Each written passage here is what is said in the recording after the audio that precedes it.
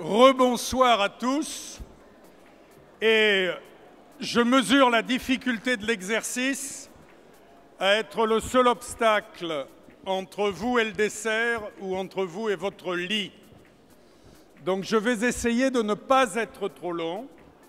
Mais quand Arnaud m'a demandé de parler ce soir, il m'a dit « Écoute, réfléchis à ce que tu aurais envie de dire à des entrepreneurs qui ont envie de prendre des risques dans le monde d'aujourd'hui. » Et donc j'ai envie de vous dire quelques mots à partir d'un point d'observation qui est assez simple.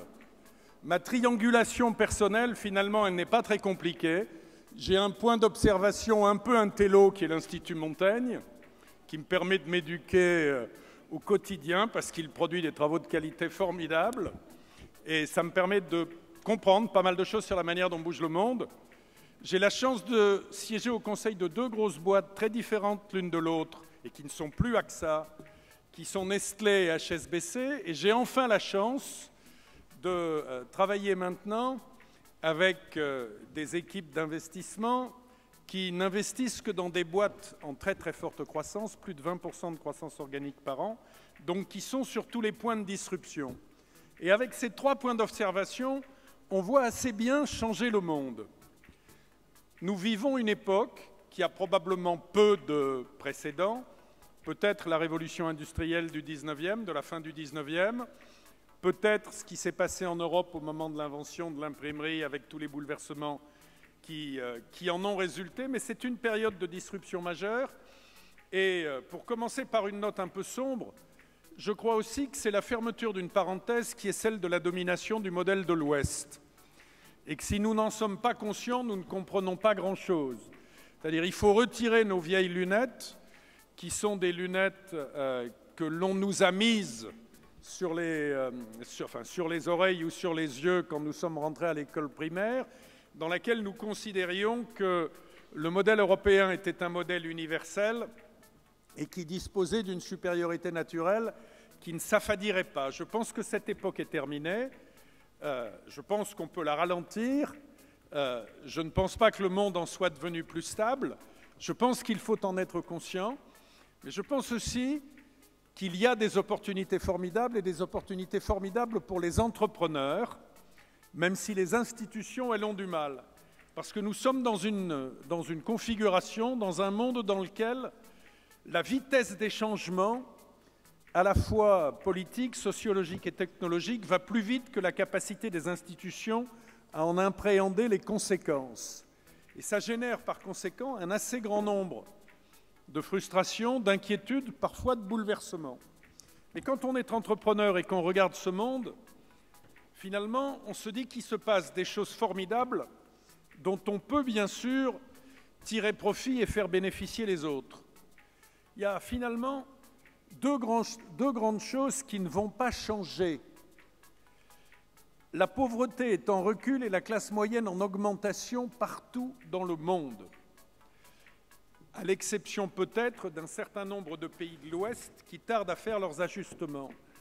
Mais l'explosion de la classe moyenne est pour les entrepreneurs une formidable nouvelle et elle ne fait que commencer. Et quand on cherche à convaincre un certain nombre de consommateurs, un certain nombre de clients, des mérites des propositions qu'on leur fait, le fait que cette classe moyenne soit en expansion partout dans le monde et en expansion extrêmement rapide est une bonne nouvelle. La deuxième bonne nouvelle, c'est la rapidité, la profondeur du changement technologique, avec un coût d'accès à ce changement qui n'a jamais été aussi bas. Quand on mesure, à la fois en matière de processus de production, mais aussi en termes de capacité de calcul, en termes de capacité à rendre des services, en termes de capacité à faire progresser la science dans le domaine de la santé et du bien-être, ce qui est en train de se passer, on constate qu'on a des effets d'accélération qui sont vertigineux. C'est-à-dire que les échelles ne sont pas de 1 à 1, quelque chose, ils ne sont pas de 1 à 2, ils ne sont pas de 1 à 10, ils ne sont parfois pas de 1 à 100, ils sont souvent de 1 à quelques milliers. Donc ce changement d'échelle considérable, Cette diffusion aussi, totalement mondialisée de la capacité d'accès à la technologie, couplée à cette expansion de la classe moyenne, sont des choses qui doivent profondément faire réfléchir les entrepreneurs, où qu'ils soient. Alors, il y a des endroits dans lesquels ils réfléchissent plutôt plus vite que les autres parce qu'ils sont moins protégés. Ce sont les émergents. Et donc, ils ont une capacité à se saisir du changement et à l'utiliser qui est parfois supérieure à celle qui est la nôtre, vieux bourgeois des sociétés de l'Ouest engoncés dans leur confort et leurs préjugés. Mais, après tout, si on sait s'en débarrasser, on doit pouvoir en bénéficier. Et au fond, quand on réfléchit à la meilleure manière de faire, on revient à des règles extraordinairement simples d'entrepreneuriat. Pour moi, il y a 3 choses ultra simples, et vous allez juger que ce sont des banalités, c'est pour ça que je ne serai pas très long, qui sont plus vraies que jamais. La première chose que l'entrepreneur doit faire, c'est réfléchir à ce qu'il fait vraiment pour le client. Pas à ce qu'il a toujours fait, pas à ce qu'on lui a dit de faire, mais au fond, que fait-il réellement pour le client et qu'est-ce que le client attend de lui? Pas évident, parce que beaucoup ont tendance à considérer que ce qu'ils ont toujours fait est ce qui est bon pour le client, et beaucoup ont tendance à considérer que la manière dont ils l'ont toujours fait pour le bien du client va rester telle qu'elle éternellement. La métaphore que j'adore utiliser dans ces circonstances-là, c'est celle des fabricants de diligences à la fin du XIXe siècle, qui rendaient un service absolument nécessaire puisque les gens avaient besoin de se déplacer. Et finalement, il y a probablement eu, dans les syndicats professionnels de transport par diligence, un débat lourd vers les années 1880, qui a été « Quel est notre métier ?» Et il y avait probablement une partie des gens qui considéraient que l'amélioration marginale de la diligence était au fond ce qu'on pouvait faire de mieux pour continuer de satisfaire le client. Et il y a probablement eu quelques disrupteurs qui ont compris que leur métier n'était pas le transport par diligence, mais le transport, et qui ont investi dans ce truc bizarre et dont tout le monde disait que ça ne marcherait jamais, qui était le transport par automobile à moteur à explosion. Cette tendance à confondre le produit que l'on fabrique avec le service que l'on rend est, à mon avis, un des principaux obstacles à l'évolution des organisations qui sont déjà établies. Et je pense que plus que jamais, la réflexion sur que fait-on réellement pour le client et de quelle manière l'appétit du client, qui change parce que les classes moyennes d'aujourd'hui ne sont pas celles d'hier, de quelle manière est-ce que cet appétit va changer et de quelle manière est-ce que la technologie va permettre de rendre le même service d'une manière qui est complètement différente, cette réflexion est fondamentale. Et je l'ai vue, elle est vraie dans les grands groupes, quel que soit leur secteur. J'en connais un peu mieux, pas très bien, mais j'en connais un peu mieux 3 que d'autres, qui sont l'assurance, qui sont la banque et qui sont l'alimentaire maintenant avec Nestlé. Les 3 boîtes ont beau être extraordinairement différentes les unes des autres, elles ont de ce point de vue-là exactement le même challenge. L'appétit des consommateurs est en train de changer, leurs attentes ne sont plus les mêmes, et leur capacité à appréhender la manière dont on peut rendre un service meilleur en utilisant les outils nouveaux est supérieure à la capacité des organisations à comprendre cette transformation. Le deuxième élément qu'il faut évidemment comprendre quand on a dit ça, c'est comment peut-on, plutôt que d'essayer d'y résister, utiliser la vague technologique. Moi, on m'a appris quand j'étais gamin que quand quelque chose était inévitable, il valait mieux se détendre pour en profiter que d'essayer d'y résister. Ça m'a forcé parfois à travailler. J'ai compris assez tôt, grâce aux encouragements de mes parents, que l'école était inévitable. Et que par conséquent, il valait mieux essayer d'en profiter. C'est comme ça avec le changement technologique. Essayer de comprendre comment l'utiliser à son profit plutôt que de vouloir y résister à son détriment. Et pour essayer de comprendre comment l'utiliser à son profit, il faut faire 2 choses. Il faut d'abord, quand on a la responsabilité d'équipe, quelle que soit leur taille, s'en occuper soi-même, parce que c'est quelque chose de non délégable. Si on pense qu'on s'achète des indulgences au paradis de la technologie en nommant quelqu'un qui va le faire à votre place, on est mal barré, parce que ça veut dire qu'en réalité, on ne veut pas s'y investir. Donc il est évidemment de la responsabilité des dirigeants d'essayer de comprendre par eux-mêmes. Ça leur fait d'ailleurs comprendre ce qu'est l'ampleur des blocages auxquels ils sont exposés dans leur propre entreprise, dans un certain nombre de cas. La deuxième chose qu'il faut évidemment faire, c'est être capable de prendre des risques et ne pas considérer que les vieux schémas sont restés les bons.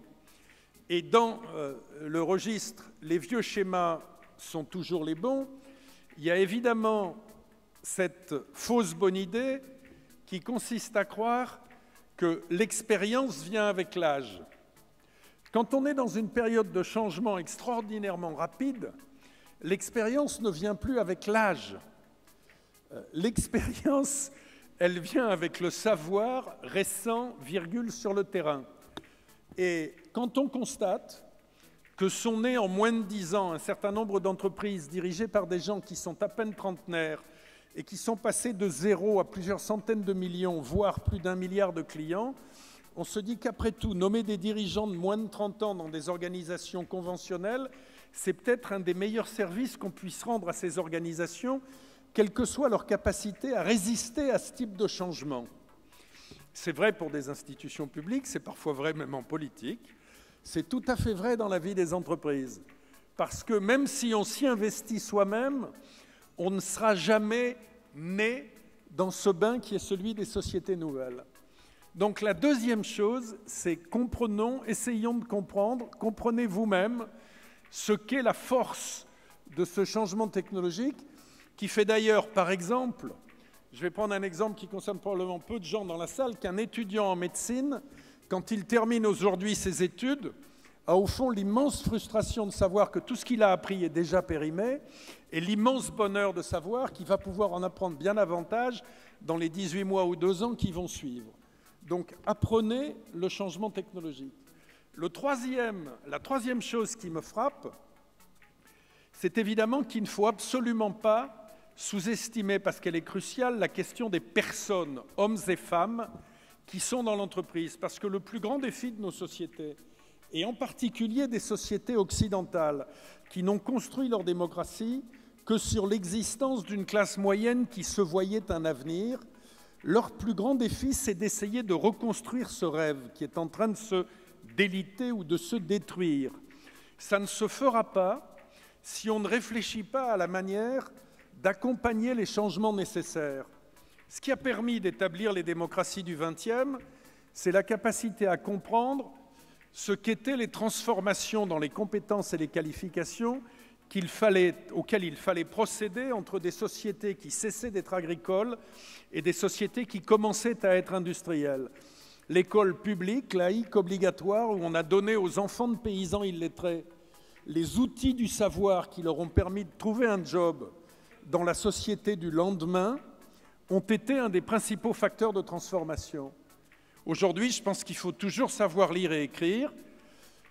Je pense qu'il faut toujours savoir lire, qu'il faut toujours savoir compter. Je ne suis plus tout à fait sûr qu'il faille savoir écrire.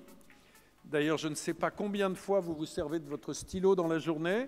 Je pense qu'il va devenir absolument indispensable de savoir, sinon coder, du moins comprendre ce que sont les fondements des logiques qui nous conduisent au développement de l'intelligence artificielle. Et je pense que ce sont des choses sur lesquelles il ne faut pas fantasmer, mais sur lesquelles on peut apprendre des choses aux enfants, bien sûr, mais aussi aux adultes. Et à la vérité, le véritable enjeu, ça n'est pas seulement celui de la transformation du système éducatif classique, entre l'âge de 5 ans et l'âge de 25 ans, c'est celui de la transformation de l'apprentissage de la société tout entière.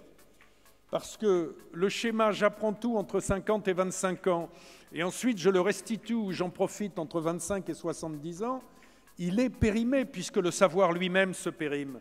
Donc nous allons tous, dès lors que nous avons l'âge des lecteurs de Tintin, c'est-à-dire de 5 à 77 ans, nous allons tous être obligés de nous reformer de façon régulière.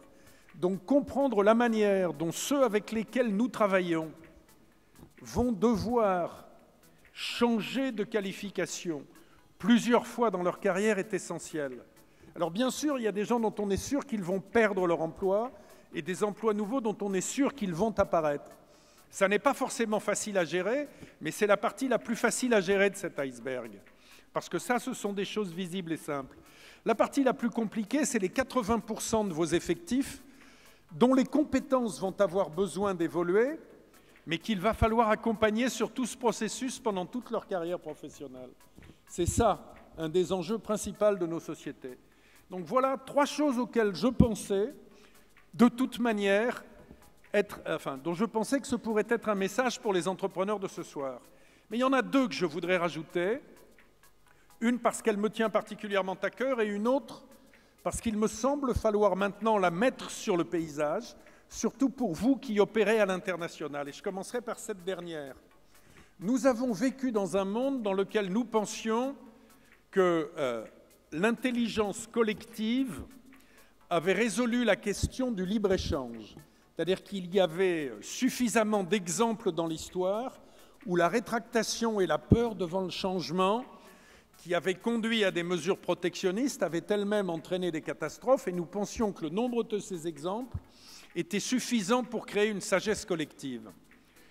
Force est de constater qu'aujourd'hui, ça n'est plus le cas et que quand l'économie qui est encore, pour quelque temps mais plus très longtemps, la principale économie du monde, est dirigée par des équipes qui piétinent avec méthode les règles que cette économie a mis 100 ans à établir pour se rétracter par peur de la montée d'une puissance émergente, il faut réfléchir.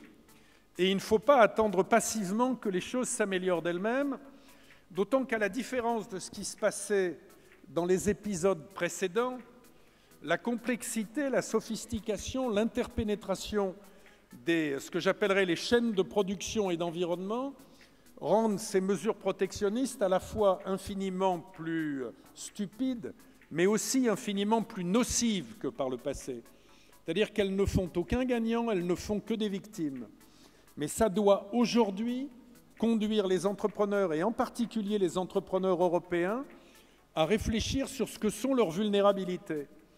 On ne peut pas être dépendant de cycles d'approvisionnement ou de circuits commerciaux qui dépendent de façon trop exclusive de gens qui sont susceptibles de manière irrationnelle de prendre à n'importe quel moment des mesures protectionnistes nocives.